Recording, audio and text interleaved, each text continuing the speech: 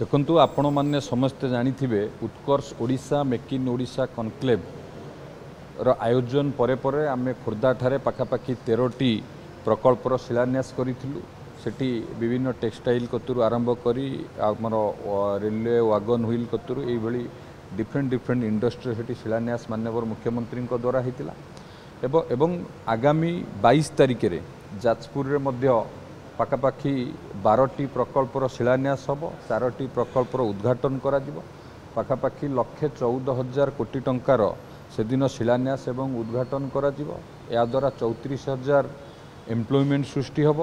एवं से दिन जो 12टी प्रकल्पर ग्राउंड ब्रेकिंग हम पाखापाखि 63,000 कोटी टंकार जो इन्वेस्टमेंट आमर आसीथिला Utkarsh Odisha make in Odisha conclave रे एमओ होता सेठी तार शिलान्यास करा जदि आपण देखिए कंटिन्यूअस भाव में आर मसरे होता ए मसरे होता 13टी एवं 12टी 25टी 13टी हो सारी आ 12टी नुआकी आसंता 22 तारिख हम ये हूँ सरकार प्रतिबद्धता जहाँ आम एमओ करूँ खाली एमओ रे रही जाऊ नहीं आम सरकार किभली भाव में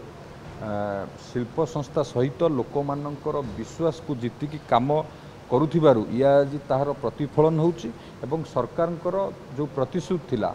एवं आम राज्य रे शिल्प क्षेत्र रे किभली भाव में प्रगति होबा एवं अग्रणी राज्य भाव आम राज्य शिल्प क्षेत्र रे प्रतिष्ठित करिबो माननीय मुख्यमंत्री ये प्रतिबद्धता एवं आम सरकार या ऊपर पूरा फोकस दे काम करू।